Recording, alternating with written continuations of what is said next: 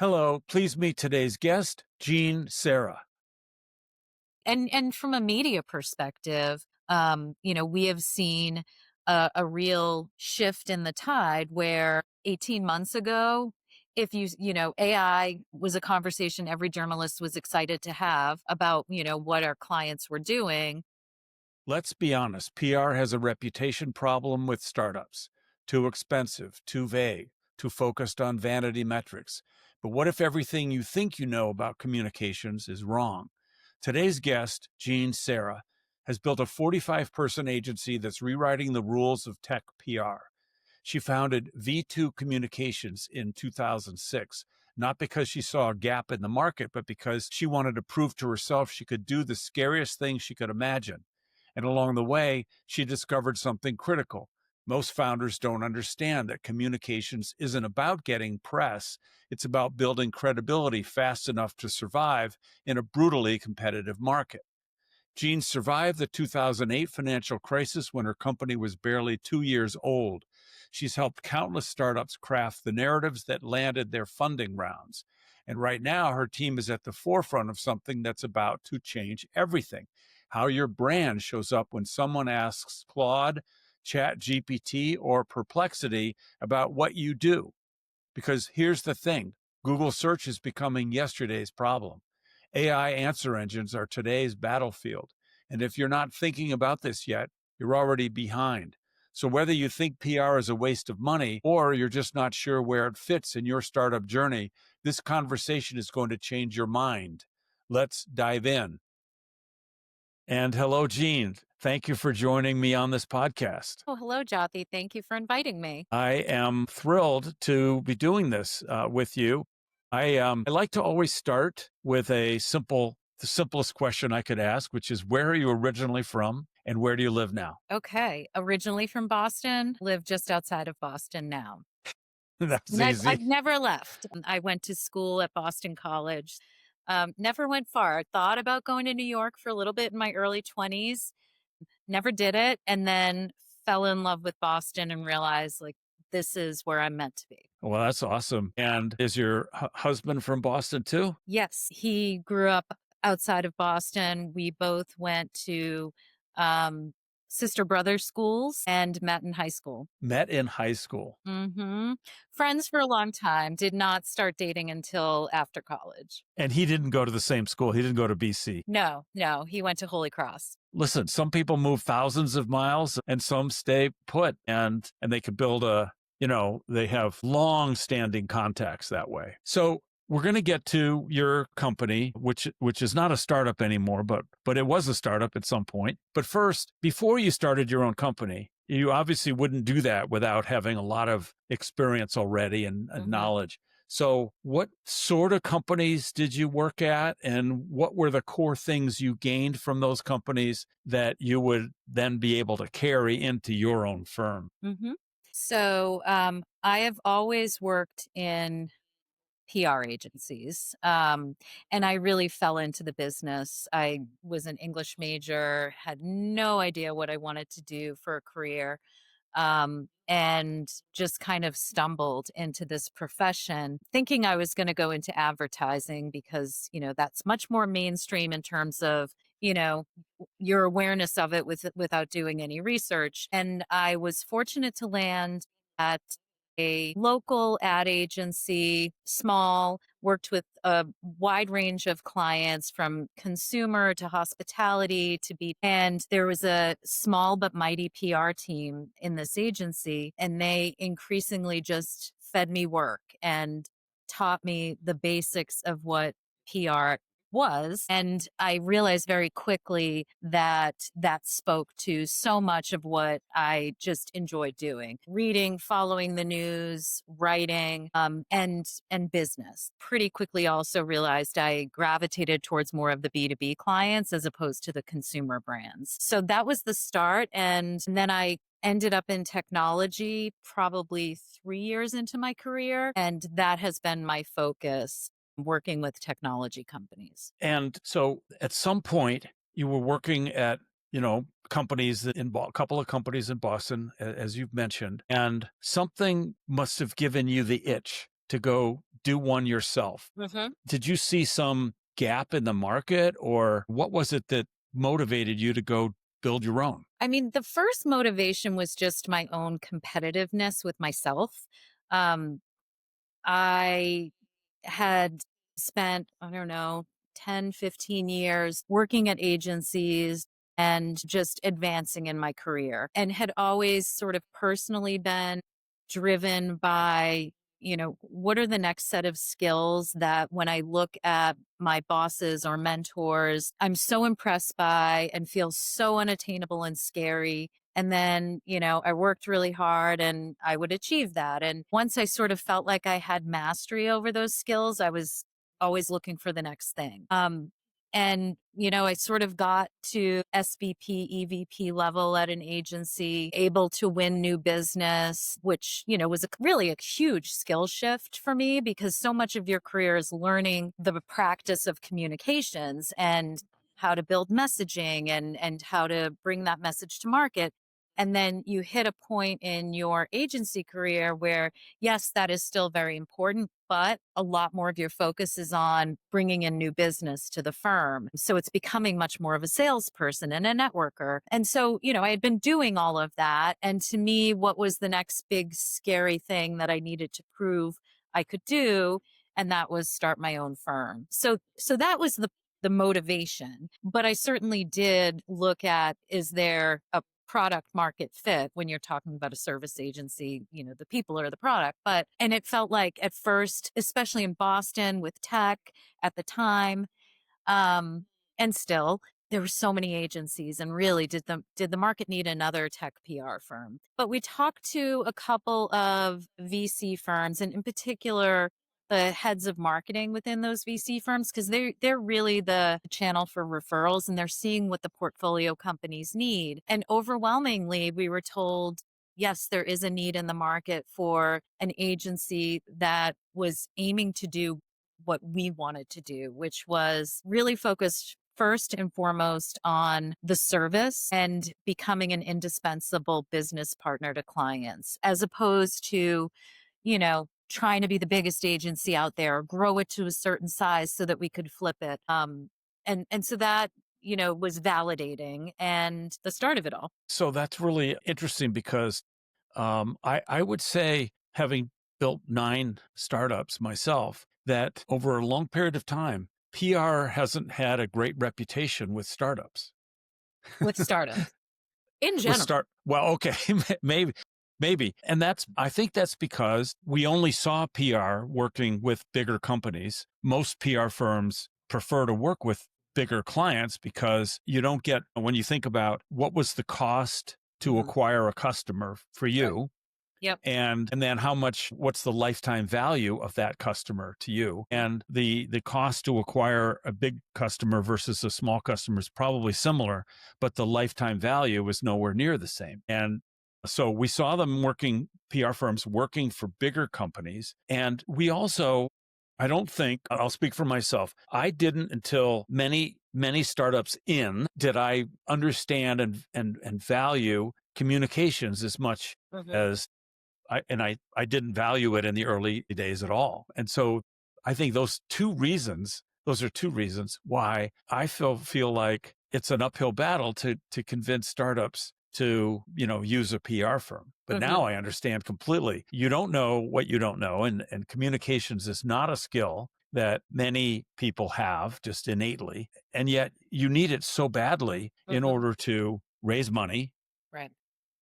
acquire customers, learn about what the perfect market for your new product is, Right. et cetera, et cetera. Right, right, and build credibility. I mean, that's something that we often talk about with earlier stage startups. Yes, I think all of those things are true and contribute to the the stereotypes and the bad reputation that PR can have. And it is, you can look at it as a challenge working with earlier stage startups, but there are so many bonuses or points of encouragement that I've found, that my colleagues have found. You never know who's going to be the next hypergrowth tech company. And when you're working with a really passionate founder, entrepreneur, early stage startup team, it's exciting, and you really feel like you're part of that team and you're making a difference, and you're working on messaging, and like you said, like what's going to work in the market.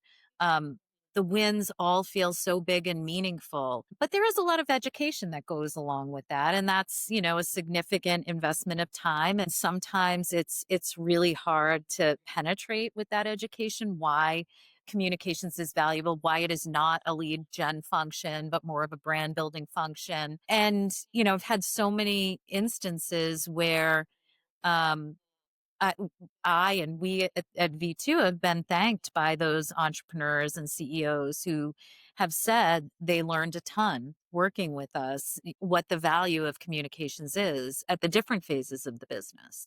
Okay, so you've mentioned the name. So your firm is called V2, and what made you name it that? So we started in late 2006 when the Web 2.0 movement was going gangbusters. So it was a bit on a play on that, and knew that didn't want the agents. We wanted the agency to have a name, not a person's name.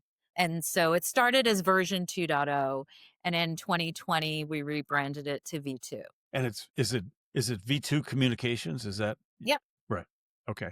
Okay, so first tell us what events, what moments were you most proud of your company, your team, which is how big, by the way, the team? So we're 45 people now. Wow, that's a lot. Yeah. Yeah, it is. That's a big moment of pride, getting to that size. Right. So what other big moments were you proud of, hmm whether it was overcoming a challenge or just achieving something? I did see that you've gotten quite a few awards. hmm Yes. There's so many. I mean, it's almost been 20 years. Next year, we'll celebrate our 20th anniversary. When I look back on the earlier days, some of the big brands that we were able to bring on the roster were huge moments of celebration and pride for us because at that point, we're probably 10 people or less. And we were able to work with Avid and salary.com. Those were two that, I remember us feeling like, wow, this is, this is a big deal. 2008, the crash, as bad as it was, I look back and I'm proud and grateful that we sustained it. That's a moment in time where I think an early, business that's only a couple of years since its founding could have faltered. And, we've always been really conservative about building the business, not over hiring and keeping things as lean in the early days as we could. And I think that served us very well, coupled with, the reputation that we had started to build for the kind of work that we did, for the integrity that we had as a firm. This is the kind of business where there's client comes into the relationship with often, really big expectations. They want to be in the Wall Street Journal, they want to be in the New York Times, they want to be on CNBC. It's not a given, right? Like you are paying for a relationship that at the end of the day can't be guaranteed that you're going to get those kinds of results. And to have clients who've trusted us and been able to be partners with us and helping achieve those kinds of successes, I think that helped to build our brand and our reputation. Okay, I'm going to flip the coin over. Everyone who has a business, especially one that's been around as long as yours,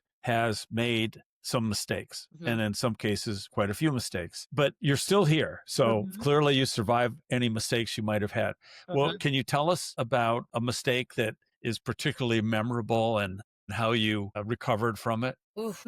I think in the course of working with clients, there are lots of mistakes that in the moment feel insurmountable. The wrong version of a press release goes out, or we miss the mark in how we prepped somebody for an interview, and those are so crippling to the whole team that was involved when it happens. I think in those situations, what we always aim to do, and it's sort of part of our culture and our DNA, is be real. Not be the kind of service partner who is going to try and gloss things over, who's going to always just paint the positive side of things. Like, we will fall on our sword, and in addition to falling on our sword, do whatever we can to come up with a solution and make that solution the best possible solution we could deliver. And I think in a service business, in a relationship business, that's really critical. And so, those have been my lessons learned throughout the whole journey. Hi there. I hope you're enjoying the show.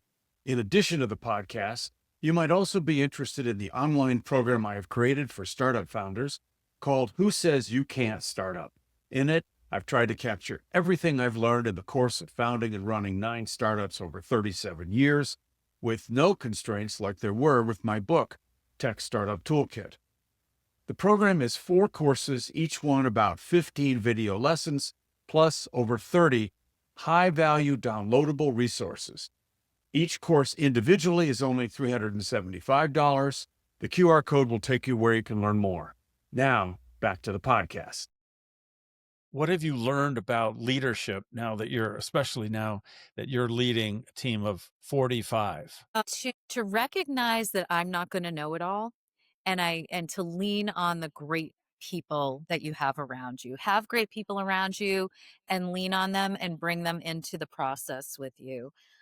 That has been the best recipe for building the business, in particular over the last few years. The leadership team that we have has been here at the firm for a long time, been partners together, working on client programs, working to build the business. And every time I'm sort of sitting and thinking, okay, what's next? How are we going to tackle this? Whether it's bringing in new service offerings, and we've done a lot of that over the last 5 years, starting something from scratch that we've never done, that sort of paralysis starts. And then once I get the team together and just sort of open things up, I feel that sense of community, and we do it together. Are you mostly all operating virtually, or do you all go to an office? We go to an office. We're a hybrid agency at this point where folks come in 2 days a week, 3 days a week. Most of our employees are in the greater Boston area, but we do have remote employees in New York and DC and Pennsylvania. And that was really born out of COVID. We had had a New York office pre-COVID, which was really a service office. We had a few account folks who, like I did early in my career, thought, oh, I'm going to go to New York, and they wanted to. And so we created this opportunity for them. Had a WeWork space and, toyed with, do we make this a real office that's going to grow, and realized New York just wasn't the market for us, from in terms of the kind of B2B tech that we were working with here in the Boston area. But it was great for our staff. And we've had such longevity with our employees, unlike I think most agencies. And having that flexibility has been key to keeping people here, but more importantly, keeping them motivated and gratified by the kind of work that they're doing. And did the company take kind of a gut punch when COVID happened? No, things were sort of I feel like the first month was kind of pause, like the world and our clients, and we were like, what is going to happen? But our clients pretty quickly adjusted, and started thinking about how they were going to do their marketing programs differently. They pivoted to virtual events, and they leaned on us to help with that. And so we found the investment continued, and in fact grew quite a bit in 2020 and 2021. 2022, where I think we saw, the world of tech start to slow down, that's when we saw business slow down. But we couldn't hire fast enough in 2020 and 2021, which is why, we have remote employees now. We talked a little bit, but I want to talk a little bit more about and I want us to speak directly to the founders of tech startups, but more than just tech. Founders of companies, now today as opposed to 10 years ago. Communications has become more important, and we'll talk later about the role of AI, but just Yeah. communications and building a reputation, building a brand has become more important. And I'm not sure why. Why do you think that has happened? Well, I think the need to differentiate the need to show momentum and progress and gravitas quickly to not only establish the brand, but have credibility in this very competitive environment. I think those are two important factors why communications is critical. And then you know, the volume of information out there, number of channels where you can get information, that has grown considerably, which has sort of diluted the ability to have an impactful message in one way, and means that you need to be thinking about where are your audiences. They could be in all of these channels, they could be in a lot of them, and how do we reach them? And do you end up helping these companies with their fundraising activities, to their communications to prospective investors? Mm, we do. In some cases, they may ask us to, well, back up. I mean, with a lot of earlier stage companies, we're helping them with their corporate messaging. So it's how do we talk about who we are and what we're doing? How do we talk about where the market opportunity is? We've had, the great opportunity to work with so many market disruptors and category creators, which is such fun work, and being, having a seat at the table to help guide how we're going to tell that narrative to the market. That's an important piece of that investor activity, is what is our narrative, what is our story. It can move into the, developing the slides, and in some cases providing coaching to the folks who are going to be in the room giving the pitch, if they've never been in that kind of a situation, helping them to practice, rehearse, get better at telling that story. And then, the associated market conversations. So earned media, owned media, thought leadership that supports the story that you're telling in the pitch room, and it's resonating in the larger world because the communications function is helping to get it out there. I'm somebody who was thrown into a situation where, first time CEO. This was in 96.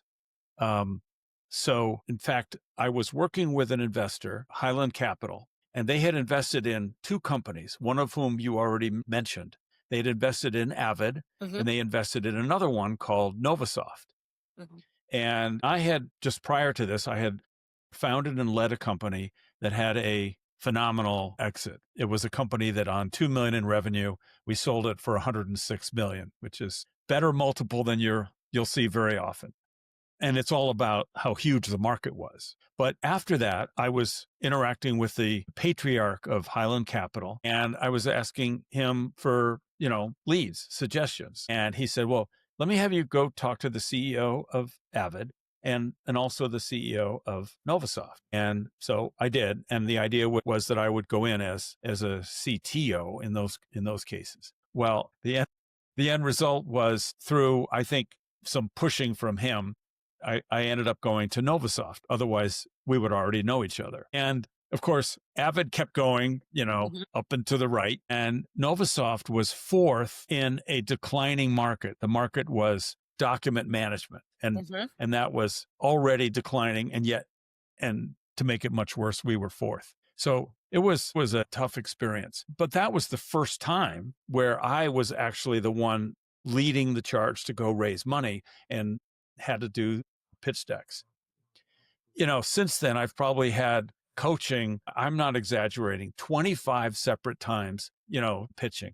And I've gotten, better and better at it, to the point Hmm. now where, I can teach it. But, that is not a skill that someone who comes out of whatever industry where they got this great idea to change the world, Right. and they're passionate about it, and all those things are wonderful, and then you put them into a situation where they've got to pitch this to an investor, and an investor who's probably seen 1,000 pitches. And the first thing they want to do is they want to talk about their technology, and it's the last thing the investor wants to hear. I mean, literally, they don't want to hear about it till the very end of the pitch. It's so funny to continue to see this phenomenon, and that's something that you must see all the time. And maybe this is a good segue to talk about AI, because it complicates things, but it might also be helpful if you use it correctly. Yeah.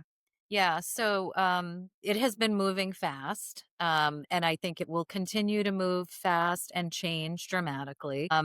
But we have spent the better part of the last year as a firm really diving into um, how brands are showing up in AI search engines, AI answer engines, and helping our clients think through what is becoming very quickly the primary go to for anyone searching as opposed to just the traditional Google search. But we haven't spent enough time working to make sure we show up the right way as brands in those answer engines. So we have, as a firm, have been getting really smart about how to measure the benchmark of where brands exist, how to understand where there is white space for telling your story, and then all of the channels that help influence that and help transition the way that you're showing up on those answer engines so that it better reflects where the brand wants to be in terms of a messaging and a market perspective.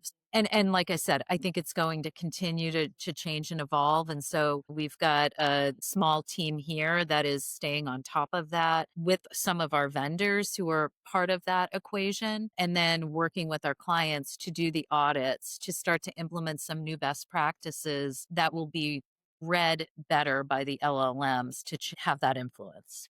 I use, so I tend to use Claude the most, and I use it heavily. I'm never sure whether I should say him or her. Claude. I know a woman named Claude, so I'm pretty sure it's a, you know, androgynous name, but I'm using it mostly to create this online course I might have mentioned to you. And it's going probably, no exaggeration, at least 10 times faster than it Hmm. would have if I didn't use Claude all the time. I mean, I had to, I'm just doing it myself. It's not a company paying. And I had to keep raising the sort of level I was at with Claude from a price standpoint. Hmm. And, it's now I'm now paying I think I'm at the max, and it's $100 a month, but Yeah. it's worth it for what Yep. I'm getting. It's really pretty amazing. And, all my friends that are not in tech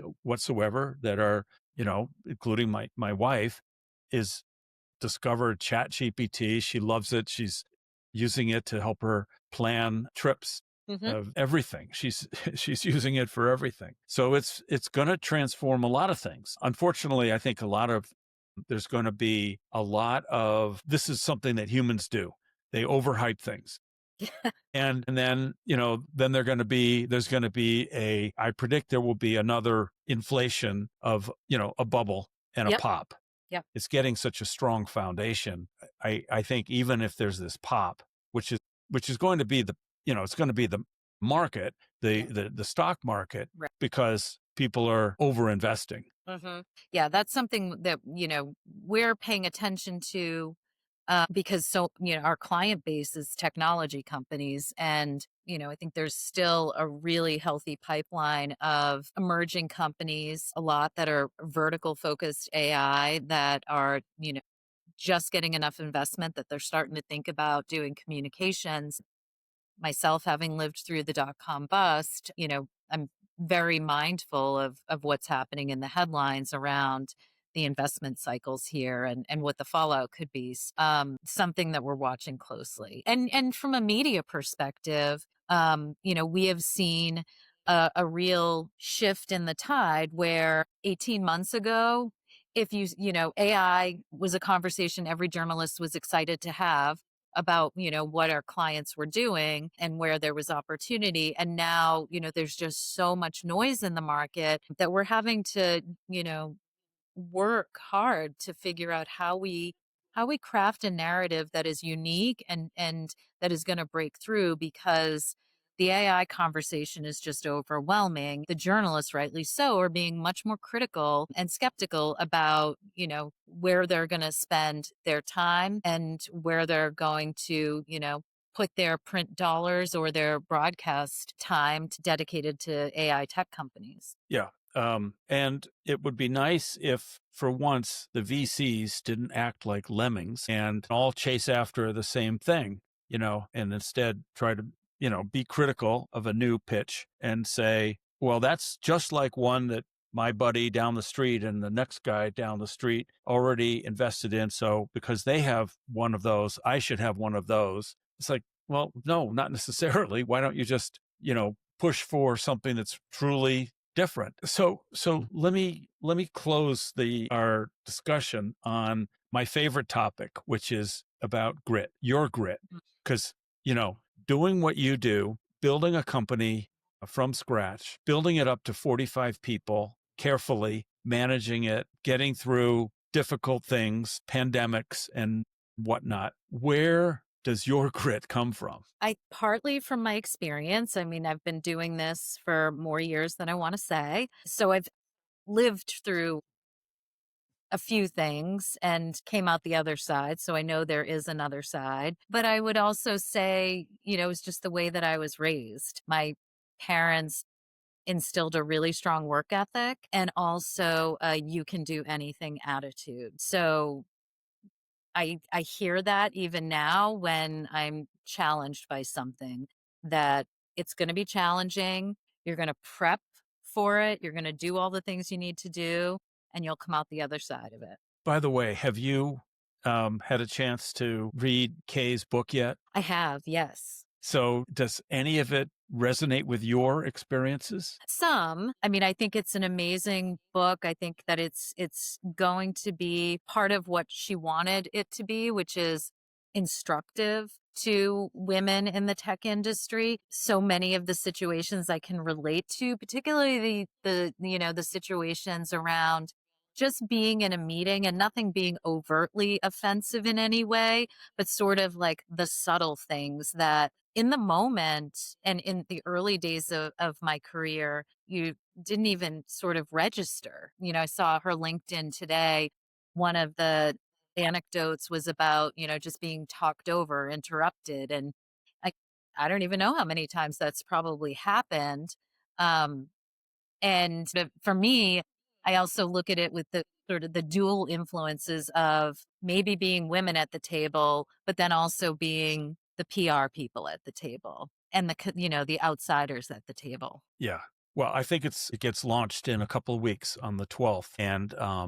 And I talked about it on her episode, but I'll mention the book name here again. It's called Not Made for You. And the idea is that the reader is a woman, most likely. But I keep saying I think men should read this book, by the way. But not made for you, meaning these industries, these positions within the companies were not made for you, women. And she's shining a bright light on that and calling that out and saying, well, that's BS. And everybody should stop playing along with that kind of attitude. Right, right. Anyway, well, thank you very much, Thank you. Jean. I've loved this conversation. Likewise. I hope we get a chance to interact in the future in some way, but thank you for this. Before we wrap up, let's extract 3 critical tools from Jean's nearly 20 years building V2 communications. Tool number 1, treat communications as infrastructure, not marketing. Jean's clients don't come to her just for press releases. They come for corporate messaging, investor narratives, and market positioning. This is foundational work that happens before you pitch, before you launch, and before you scale. If you're thinking of communications as something you do after you build the product, you're thinking about it backwards. Tool number 2, audit your AI answer engine presence now.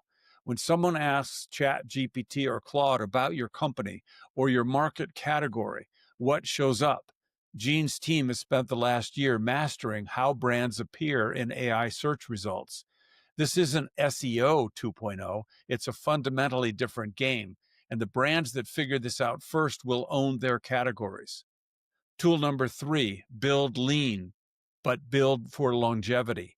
Jean survived 2008 because she stayed conservative, not overhiring, not overpromising. She built a reputation for being real with clients, even when it meant falling on her sword. In a relationship business, integrity isn't just nice to have, it's your competitive advantage. Now, go ask an AI answer engine what it knows about your company. If you don't like what you see, or worse, if nothing shows up, it's time to get strategic about communications. That is our show with Jean. The show notes contain useful resources and links.